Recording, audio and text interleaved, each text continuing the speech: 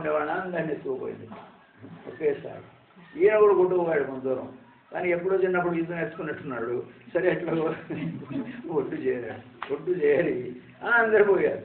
తెల్లకాయలు జల్లకాయలు మనమళ్ళతో పాటు అందరూ పోయారు. ఇల్లు పోయింది, కారు కూడా పోయింది, అన్నీ పోయాయి. ఈయన ఒక్కడే మిగిలాడు. ఎట్లాగో గట్టును చేరి తెల్లకాయ పట్టుకొని అయ్యో బాబు ఎంత అన్యాయం జరిగింది, ఇంత ఘోరమా ఎట్లా అట్లా ఇట్లా అనుకుంటున్నాడు మనసులో. అనుకుంటే తెల్లకాయ పట్టుకున్నాడు. అప్పుడు వచ్చాట ఆయన విష్ణు భగవాన్ వచ్చి వీపు తట్టాట.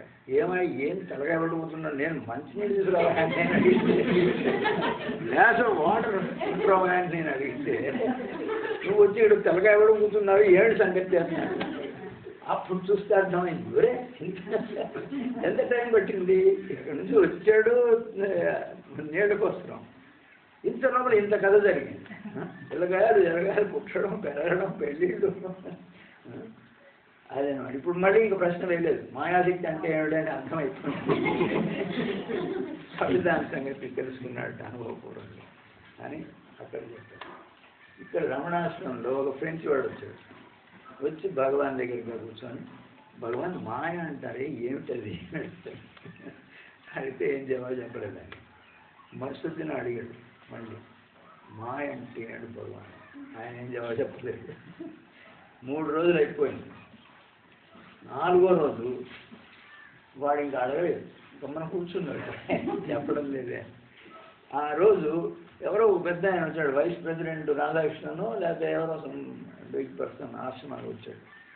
అక్కడ చాలామంది ధ్యానానికైనా వచ్చి కూర్చొని ఉన్నారు. ఆ మాట వింటూనే ఇది రాధాకృష్ణ ఎవరో వచ్చాడని అందరు దూరంగా లేచిపోయాడు ఆయన దగ్గరికి. ఆ రాధాకృష్ణ చూద్దాం, ఆయన పెద్ద ఆయన కదా, మరి ఆశ్రమానికి వచ్చాడు. మా ఆశ్రమ అధికారులు ఆయన తీసుకుని అటు ఇటు చూపిస్తున్నారు ఆశ్రమం సంగతి. ఇక్కడ ఉండేవాళ్ళు ఇక్కడ ధ్యానాలు మానేసి నీలాగానే అక్కడికి పోయాడు. అప్పుడు భగవాన్ వాడి తట్టు చూచి, ఫ్రెంచి వాడి తట్టు చూచి, ఇదే మాయ అంటే. వాడికి ఏం అర్థం కాదు, ఇదే మాయ అంటే వీళ్ళు పోయారు, వాళ్ళు ఎవరో వస్తే అంటే అప్పుడు ఆయన వివరించట. వీళ్ళు దేనికోసం వచ్చారు, ధ్యానం చేసుకుందామని వచ్చారు. ఎవరో ఒక చిన్న కూర్చొని ఉండేవాళ్ళు. కానీ ఆయన ఎవరో వచ్చాడంటే వీళ్ళకి ఏం సంబంధం, వీళ్ళు వచ్చిన పనికి ఇది వదిలేసి ఈ వచ్చిన పని మర్చిపోయి అక్కడికి పోతాను. మాయ ఆ పని చేసుకుంటా. మనందరం ఎందుకు వచ్చాం ఇక్కడ అంటే మన నిజ స్వరూపం తెలుసుకొని ఈ జన్మ పరంపరలోంచి బయటపడే దానికోసం ఈ స్కూల్లోకి వచ్చాం. ఇది ఒక పెద్ద స్కూల్, విద్యాలయం లాంటిది ప్రపంచం. ఇందులో పాఠాలు ఏమిటంటే సుఖము దుఃఖము అన్నీ మొట్టికాయలు పడుతుంటాయి. పట్టినప్పుడేమో లోగో అని ఏడుస్తాడు, మళ్ళీ లేచి బయలుదేరుతాడు ఆనందం ఆనందం అని. అందరూ ఆనందం కావాలి, సుఖం శాంతి కావాలనే కోరుతున్నారు. కానీ వాడికి ప్రతిసారి ఆనందం అని తేలి తెచ్చుకుంటాడు, దాంట్లో మళ్ళీ దుఃఖం వస్తుంది. ఇప్పుడు పెళ్లి చేసుకుంటాడు, భార్య వస్తుంది, ఆనందం అనుకుంటాడు. ఇంతలో ఆ భార్యకి ఏదో జబ్బు చేస్తుంది, ఇప్పుడు రోజు డాక్టర్ చుట్టూ తిరగాలి, ఇంకేదన్నా పెద్ద జబ్బు వస్తుంది, లేదు ఈయనకి ఏదో జబ్బు వస్తుంది, ఇంకా భార్య గోధుమ తిరగాలి. చూడండి, మొదటేమో ఆనందం అనుకున్నారు, తర్వాత ఎన్నో దుఃఖాలు వస్తున్నాయి. అప్పుడు ఏమంటాడు, తలకాయ నొప్పిగా ఉన్నాడు ఈ సంసారం, అంత కారణం నా భార్య కారణం అంటాడు. ఆయనేమో నా భర్త హాయిగా ఉంటే నేను సాయిగా ఉండేవాడండి, ఎప్పుడు ఏదో ఒకటి చేస్తాడండి అని కంప్లైంట్ చేస్తాడు. మొదటేమో చాలా సుఖము ఆనందము అని ఒకటి తెచ్చుకుంటే దానివల్లనే వాళ్ళకి దుఃఖము అప్రియమైనవి కలుగుతుంటాయి. కానీ ఎప్పుడు సుఖంగా ఆనందంగా ఉండాలని వాళ్ళు కోరుతుంటారు. అది మాయ చేసే పని.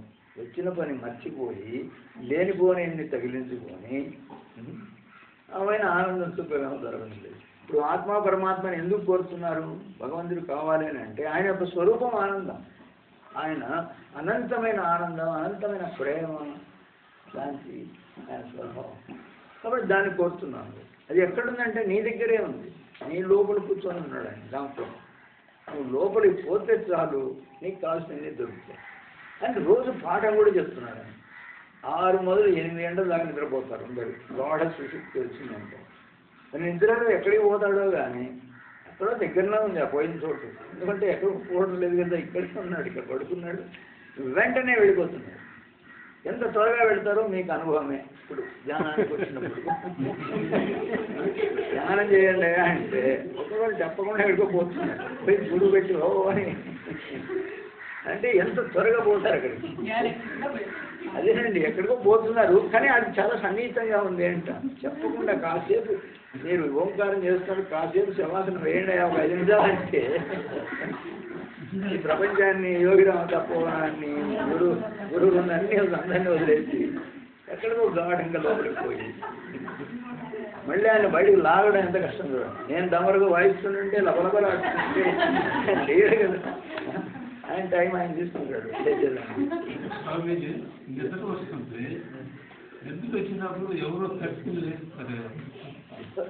నువ్వే కదా, ఇంకెవరున్నారు? నువ్వే లేపుతారు, ఇంకెవరు లేపుతారు?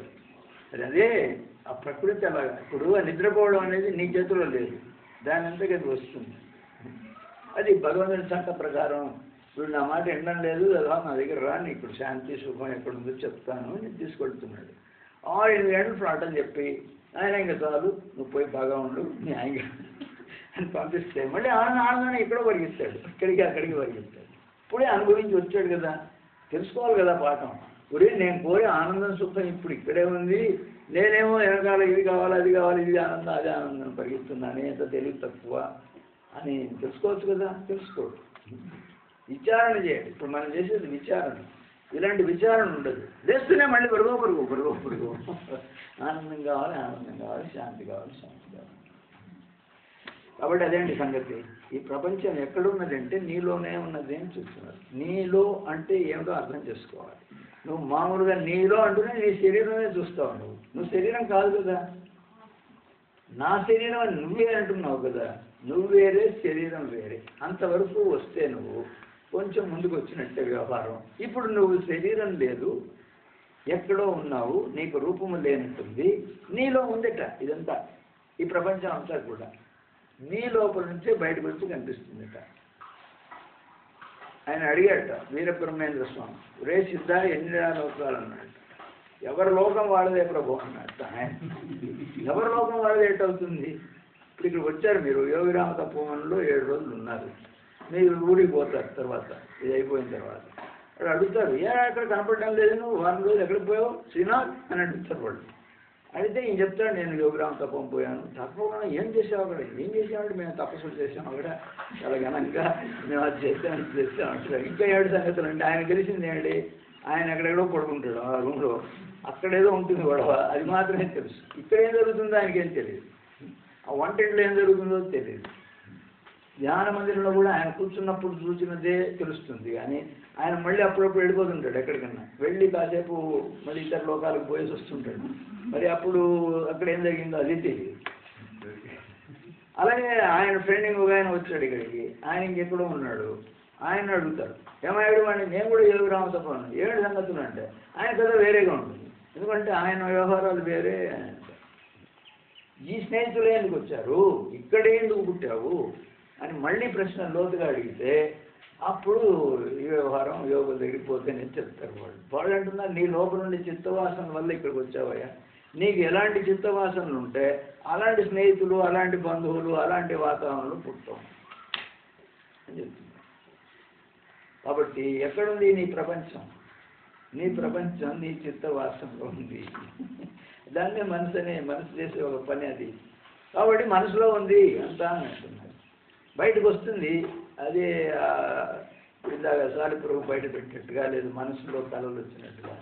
ఈ వ్యవహారం అయిపోతూనే తట్టాపుట్టా కట్టుకొని లోపల పట్టుకొని వెళ్ళిపోతుంది. ఏది మనసే. చనిపోవడం అంటే ఇవన్నీ తీసుకొని అనుభవాలు కూడా ఇక్కడ మళ్ళీ వేరే చిత్తవాసనలన్నీ మూట కట్టుకొని పాత వాటికి చేర్చి. కాబట్టి ఇదంటే జరిగేది. మనం ఏం చేయాలంటే ఇందులో నుంచి బయటపడే మార్గం తెలుసుకోవాలి అని చెప్తున్నారు. ఇది ఎప్పటి నుంచి చెప్తున్నారంటే కొన్ని వేల సంవత్సరాలు చెప్తున్నారు. ఈ విధంగా ఈ ప్రపంచం అంతా కూడా మనం అనుకున్నట్టుగా లేదు. ఇప్పుడు మీకు బాగా ఆ విషయం అవగాహన అయి ఉండాలి. నేను చెప్పిందంతా విని ఉంటే ఇక్కడే ఉంటారు, వింటున్నారో లేదో, సరిగ్గా వింటున్నారో లేదో. సరిగ్గా వినడం వేరు, వినడం వేరు. వింటున్నట్టుగా ఉంటుంది. ఇప్పుడు ఉపన్యాసాలు పోతారు ప్రజలు, పోయి వింటారు అంతా, తర్వాత అడుగుతారు ఏమో ఎక్కడ పోయాలంటే ఉపన్యాసం బ్రహ్మాండంగా ఉందని టౌన్ హాల్లో. ఏం చెప్పాడా ఏం చెప్పాడు నాకు తెలియదు కానీ బ్రహ్మాండంగా ఉందండి. నేను చాలా ఇష్టపడ్డాను అన్నట్టు. ఏం చెప్పాడో కానీ నేను వివరాలు తెలియదు. అలా ఉంటుంది. ఇక్కడ నేనేమేమో చెప్పాను. ఇప్పుడు 7 రోజులు మీరేమో హాయిగా విన్నారు. ఇప్పుడు పోయి అడుగుతారు మీ ఊళ్ళకో ఇళ్ళకో పోయినప్పుడు వాళ్ళు అడుగుతారు ఏం చెప్పాడా అని. ఏదేదో చెప్పాడండి ఆయన. ఆ డమరుగా వాయించి ఏదేదో చెప్పాడు అని అంటారు. ఇప్పుడు మొత్తం మీద క్లుప్తంగా చెప్పాలంటే మనం ఎందుకు వచ్చాం ఇక్కడికి, ఈ ప్రపంచాన్ని ఎక్కడి నుంచి వచ్చాం, చనిపోయిన తర్వాత ఎక్కడికి పోతాం అని ఈ ప్రశ్నలకు జవాబు కనుక్కోడానికి వాళ్ళు ప్రయత్నం చేసి యోగులు ఋషులు అనేవాళ్ళు కొన్ని వేల సంవత్సరాల క్రితం వాళ్ళ తపస్సు వల్ల కనుక్కున్నారట. ఆ విషయాలన్నీ వాళ్ళు శాస్త్రాల్లో రాసి పెట్టారు. వాళ్ళ శిష్యులకు కూడా అది పట్టుబడి చేస్తారు. అది శిక్ష పరంపరగా ఇప్పటిదాకా వచ్చి మనకు మన గురువుల ద్వారా వాళ్ళు అదే చెప్తారు. వీళ్ళు చెప్పేదే వాళ్ళు చెప్పారు. ఇప్పుడు ఏమన్నా మనం శరీరం వేరు, లోపల ఉండే ఆసనం వేరు, ఈ 2 తేడా తెలుసుకోవాలి అంటే ఇది కొత్తగా నేను కనుక్కొని చెప్పడం లేదు. ఇది భగవద్గీతలో రాసింది. భగవద్గీతలో రాసిందంటే 4000 సంవత్సరాలు, కొన్ని వేల సంవత్సరాల క్రితం చెప్పబడింది అన్నమాట. ఆ కృష్ణ పరమాత్మ చెప్తున్నాడు 13వ అధ్యాయంలో, ఇదం శరీరం కౌంతేయ క్షేత్రం ఇచ్చేది. అయ్యా ఇది శరీరము, దీన్ని క్షేత్రం అంటారు. క్షేత్రం లోపల ఉండేవాడు క్షేత్రజ్ఞుడు. ఈ 2 తేడా తెలుసుకోవాలి. తెలుసుకుంటే వాడు కొంచెం బుద్ధి ఉన్నట్టు వాడికి వ్యవహారం. ఇది తెలియదండి మనకు? తెలుసా తెలియదా? తెలిసినట్టుగానే ఉంది కానీ తెలియడం లేదు. ఏమంటే వ్యవహారం వచ్చేటప్పటికి మనం ఇదే అయినట్టుగా ప్రవర్తిస్తాం, వ్యవహారం చేస్తాం. ఎవరు నువ్వు అని ఎవరిని అడిగితే వెంటనే నేను పొడుగు మగ అలా అది ఇది అని చెప్తావు. ఎవరి గురించి చెప్తున్నావు నువ్వు? శరీరం గురించి చెప్తున్నావు. నీ శరీరం గురించే చెప్తున్నావు, కానీ నీ గురించి ఏం చెప్పడం లేదు. ఇంకా లోతుగా అడిగాను అనుకోండి, ఏమయ్యా నీ శరీరం గురించి చెప్తావు? నీ శరీరం గురించి నేను అడగడం లేదు, నీ సంగతి అడుగుతున్నాను. నువ్వు ఎవరు అని. నేనెవరా? నాకు తెలియదు అంటే ఆఖరికి చెప్పేది జవాబు అది. ఆయన ఎవరు ఆయన తెలియదట, కానీ ఆయన శరీరం సంగతి మాత్రం కాడు చెప్తాడు. వ్యవహారం అంతా జీవితంలో 60 ఏళ్ళు బతికితే దానికి ఒకసారి మీరు తిరిగి చూసుకుంటే అంతా దీని సంగతే, దీని కథే. దీనికి అభిషేకాలు, పొద్దున ఒక నైవేద్యం, మధ్యాహ్నం ఒక పెద్ద నైవేద్యం, సాయంత్రం ఇంకొక నైవేద్యం, మధ్య పానీయం సమర్పయామి, బిస్కెట్ సమర్పయామి. ఎన్ని దీనికి నైవేద్యం, అన్నీ దీనికే. దానికోసం ఎన్ని తంటాలు పడాలి చూడండి. ఒకే మనిషి ఎన్ని రకాలుగా చూచాట బుద్ధ భగవానుడు. ఒకే మనిషి కానీ ఒక్కసారి ఇలా కనిపించాడు, ఇలా కనిపించాడు, ఇలా కనిపించాడు, ఇలా. ఇన్ని రకాలుగా ఉన్నాం మనం. ఇప్పుడు ఈ శరీరంలోనే మన సంగతే చెప్పడం అవ్వడం. ఇప్పుడు ఎక్స్రే ఫోటో తీశారనుకోండి, ఎలా ఉంటుందో మీరు చూచారు. మరి అది ఎక్స్రే ఫోటోలాగా ఎముకలు అవన్నీ కనిపించాలి. అవి కనిపించేట్టు చేసుకోండి. మీరు కూడా ధ్యానం చేయండి అని చెప్తున్నాము. అదొక ధ్యానం, అస్థిపంజర ధ్యానం. అక్కడ చూశారు అస్థిపంజరం ఒకటి, అది బయాలజీ కంపెనీలో కొన్నారు. కాబట్టి అది నేరుగా కనిపిస్తుంది, ఉన్నది కదా. నువ్వు వద్దన్నా కూడా అస్థిపంజరం ఉంది, కానీ నీకు కనపడడం లేదు. ఎందుకంటే నీ కళ్ళు గుడ్డి కళ్ళు. అది దగ్గర ఉండేది చూపించలేదు, చిన్నది చూపించదు, పెద్దది చూపించదు. ఇప్పుడు సూర్యుని గోళము అవన్నీ చాలా లక్షల కిలోమీటర్ల వ్యాసం ఉన్న గోళాలు. ఆ నక్షత్రాలు అనేవి కోట్ల కిలోమీటర్ల వ్యాసం ఉన్నటువంటి పెద్ద పెద్ద గోళాలు. మనకేమో ఇంత గద్దు నలుసులాగా కనిపిస్తున్నాయి. ఏమంటే అన్ని కోట్ల కిలోమీటర్ల దూరంలో ఉందట అది. మన కళ్ళు ఎంత గొప్పవంటే అంత పెద్దవాడిని చూపించడం లేదు. టెలిస్కోపులు పెట్టుకుంటే చూడవచ్చు. టెలిస్కోపులు అంత పెద్దవాడిని, దూరంగా ఉండేవాడిని దగ్గరగా చూపిస్తుంది. అదే మైక్రోస్కోప్ అని ఉంటుంది, సూక్ష్మదర్శిని. అందులో చూస్తే చిన్నవి పెద్దదిగా చేసి చూపిస్తుంది. అవన్నీ మనం చూసామంటే ఇప్పుడు ఆ సినిమాలో చూచారు మీరు, వాడు అమ్మాయికి డబ్బు వచ్చినట్టు చూపించాడు. అప్పుడు ఈ చర్మం మీదంతా మచ్చలు చూపించాడు. కొన్ని లక్షల సూక్ష్మజీవులు ఉంటాయట మన శరీరం మీద ప్రయాణం చేస్తూ. మీకేమో రెంట్ గిండు కట్టకుండా అవి ప్రయాణం చేస్తుంటాయట మీ మీద. అంతేకాదు బయట లోపల అంతా ఉంటాయట లక్షల్లో సంఖ్యలో. అవి మీ లోపలికి ప్రవేశించి డిన్నర్ పార్టీ ఏర్పాటు చేసుకుందామని ప్రయత్నం చేస్తుంటాయట. మన చర్మం దాన్ని అడ్డుకొని నో ప్లీజ్ లోపల రాకూడదు అని చెప్తుంటాయట. అయినప్పటికీ ఏదో 1-2 గంటలు పడి లోపల ప్రవేశించి అక్కడ రక్తంలో ప్రవేశించి అంతా బొడబడ అవుతుంది. పైన దానికి ప్లానింగ్ లేదు కాబట్టి ఒకటే సంతానోత్పత్తి చేస్తుంది. 10, 20, 100, 50, 100, 200 అట్లా ఏమిటి శరీరం అంతా వ్యాపిస్తుంది. అప్పుడు నీకు జ్వరం వచ్చిందని, అమ్మవారు వచ్చిందని వస్తుందని ఆ సినిమాలో చూపించాడు. అప్పుడు మన శరీరంలోనే ఇవన్నీ ముందుగా ఎవరు చేశారో ఈ శరీరాన్ని అన్నీ దానికి విరుగుడు వ్యవహారం అంతా చేశారు. ఇలాంటి సూక్ష్మజీవులు వస్తే వాటిని చంపేదానికి వేరే జీవకణాలు మన శరీర రక్తంలో, అలాగే అవి వచ్చినవి నేరుగా అపకారం చేయకుండా కొన్ని విష పదార్థాలు తయారు చేసి మన మీద ప్రయోగిస్తారు. అంటే ఇప్పుడు వాళ్ళు అస్త్రాలను చెప్తారు కదా రామాయణంలో, వాటి ఇది నారాయణాస్త్రం, ఈయన గరుడాస్త్రం వేస్తారు, ఆయన నాగాస్త్రం వేస్తే, ఈయన ఆగ్నేయాస్త్రం వేస్తే, ఆయన వరుణాస్త్రం వేసి నీళ్లు వచ్చి పడతాయి కదా దాని మీద. అలాగా ఇది విష పదార్థాలు తయారు చేస్తే వెంటనే దానికి విరుగుడుగా ఉండే పదార్థాలు తయారు చేస్తుందంట మన శరీరంలో ఉండే జీవకణం. ఎలా తెలుస్తాయి దానికి ఇలాంటి పదార్థం వచ్చింది అని? దీనికి విరుగుడు పలాని పదార్థం అని ఎక్కడ చదువుకుంది? ఏది ఏ రసాయనిక శాస్త్రం చదువుకుంది? ఏ కాలేజీకి పోయింది? వెంటనే తయారు చేస్తుందట. ఇవన్నీ మన శరీరంలో జరుగుతున్నాయని చెప్తారు. సరే, కాబట్టి స్ట్రక్చరల్గా నిర్మాణాత్మకంగా చూస్తే ఇన్ని రకాలుగా కనిపించే అవకాశం ఉంది. ఈ జీవకణాలన్నీ కనిపిస్తే అప్పుడు శరీరం ఒకలాగా కనిపిస్తుంది. ఎముకలు మాత్రమే కనిపిస్తే ఒకలాగా ఉంటుంది. ఈ శరీరంలో అణువులు, అణు సముదాయాలన్నీ ఉన్నాయి, మాలిక్యూల్స్, ఐటమ్స్. వాటిని చూడగలిగితే నీవు, అంటే నీ కళ్ళు అంత శక్తివంతమై నేరుగా చూడగలిగితే అప్పుడు దృశ్యం వేరేగా ఉంటుంది. ఇవన్నిటికీ లోపల శక్తి తరంగాలు ఉన్నాయని మనం కనుక్కున్నాం నిన్న విశ్లేషణ చేసినప్పుడు. శక్తి తరంగాలను చూడగలిగితే అక్కడ ఏమి రూపం కనిపించదు. చూడండి, నంబర్ వేసాడు, 5 నంబర్లు వేసినాడు, 5 రకాలుగా కనిపిస్తుంది. ఈ 5వది ఏం కనిపించదు అక్కడ, ఎందుకంటే శక్తి తరంగాలు కనిపిస్తున్నాయట ఆ బుద్ధ భగవాన్. ఇన్ని రకాలుగా నేరుగా చూడగలుగుతారు. యోగులందరూ ఈ విషయాలు మాట్లాడతారు. కాబట్టి ఇంతకు నేను చెప్పవచ్చేది ఏమంటే, మనం అనుకున్నట్టుగా లేదు ఈ ప్రపంచం. మనం గొప్ప అజ్ఞానంలో పడి ఉన్నాం. దీనిలోంచి బయటపడాలి అంటే ఇదిగో ఈ మాదిరిగా విచారణ చేసి మన నిజస్వరూపం, మన చుట్టూ ఉన్న ప్రపంచ నిజస్వరూపం తెలుసుకొని అదే ఆ లెవెల్లో ఆ స్థితిలో ఉండేదానికి ప్రయత్నం చేయాలి. అప్పుడు నువ్వు ఎప్పుడు సుఖంగా, శాంతిగా, ఆనందంగా ఉంటావు. సుఖం, శాంతి, ఆనందం అనేది బయట లభించదు, వస్తువుల వల్ల లభించదు. అది నీ దగ్గరే ఉంది. ఎప్పుడు నీ బయటికి పోవడం మానేసి నీ లోపలికి పోయి నీ నిజ స్వరూపంలో నీవు ఉండగలిగితే, రాత్రిళ్ళు ఉన్నట్టుగా, గాఢ సుషుప్తిలో ఉన్నట్టుగా, అప్పుడు నీకు అనంతమైన ఆనందం లభిస్తుంది. అది ఎప్పుడు జరుగుతుంది అంటే నీ యొక్క నిజ స్వరూపం తెలుసుకోవాలి. అదే చెప్తున్నాడు యోగి వేమన్. తన్ను తానెరిగిన తానెపో బ్రహ్మం విశ్వదాభిరామ ఇంద్ర వేమ. అదే రమణ మహర్షి కూడా చెప్తున్నాడు. అయ్యా నువ్వు ఉన్నావు, నీకు 3 స్థితులు ఉన్నాయి. జాగ్రత్త వస్తుంది, స్వప్నావస్థ ఉంది, బాగుంటే సుషుప్తి వస్తుంది. 3టిని రోజు అనుభవిస్తున్నావు, అందరూ అనుభవిస్తున్నారు. ఇది ప్రపంచంలో ఉండే మా. కాబట్టి ఈ గొప్ప వ్యవహారాన్ని నువ్వు సూక్ష్మంగా విచారించి పరిశీలించు. నువ్వు ఉన్నావు, ఈ ప్రపంచం కనిపించదు. నిద్రపోయావు, వేరే స్వప్న ప్రపంచం కనిపించింది. అక్కడికి పోయినప్పుడు ఈ ప్రపంచం లేదు, ఇక్కడ జరిగే విషయాలు ఏమీ లేవు. అక్కడ నీ స్వరూపం కూడా మర్చిపోయావు. అక్కడ వేరే స్వరూపం.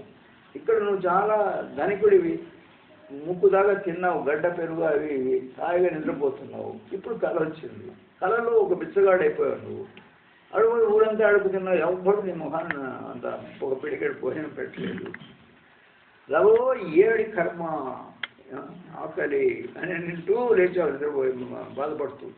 లేచి చూస్తే ఇక్కడేమో 3 ఫామ్ బెడ్ మీదనే పడుకున్నావు, మరి అక్కడేమో చెట్టు కింద పడుకొని ఇంత బాధపడ్డావు.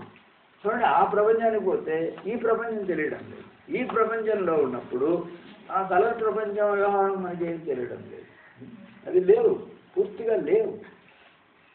ఇక గాఢ సుశక్తి లేకపోతే 2 ప్రపంచాలు, నామరూపాలు లేవు. అక్కడ ఎవరున్నారంటే నువ్వు మాత్రమే ఉన్నావు, కానీ నువ్వు ఎక్కడున్నావు అని తెలియడం లేదు. ఏదో ఒక అహంకారం, అజ్ఞానం కప్పివేసింది. ఇప్పుడు ఇంకొక స్థితి ఉన్నది, దానిలోకి పోండి అంటున్నారు. ఏమిటది? ఈ నిద్రాస్థితి కూడా వదిలేసావు. ఏం మిగిలింది? నేనున్నాను, జాగ్రత్త అవస్థ ప్రపంచం ఉంది, ఇది పోయింది. నేనున్నాను కానీ స్వప్న ప్రపంచం వచ్చింది, అది పోయింది. సినిమాలో సీన్ లాగా ఇప్పుడు గాఢ సుషుప్తి వచ్చింది, ఏమీ తెలియలేదు, కానీ సుఖము శాంతి అనుభవించాను, అది పోయింది. ఇందులో నుంచి మేల్కుంటున్నాం మనం. మేల్కొనేటప్పుడు మేల్కుంటూనే జగత్తు కనిపిస్తుంది, కానీ ఈ జగత్తు కనిపించేదానికి ఇంకా పూర్తిగా మేల్కోలేదు. ఇంకా మేల్కోబోతూ ఉన్నావు, పూర్తిగా మేల్కోలేదు. మేల్కుంటున్నావు కానీ ఇంకా పూర్తిగా మేల్కోలేవు. అలాంటి పరిస్థితుల్లో ఎవరున్నారు? నేను మాత్రమే ఉన్నాను. జాగ్రత్త ప్రపంచం లేదు, స్వప్న ప్రపంచం లేదు, ఆ నిద్ర అయినటువంటి ఆ అజ్ఞాన ప్రపంచము లేదు. లేయబోతున్నాను ఇంకా జాగ్రత్త ప్రపంచం రాలేదు నా దగ్గరికి. అప్పుడు ఎలా ఉంటానో అలా ఉండడం నేర్చుకోవాలి.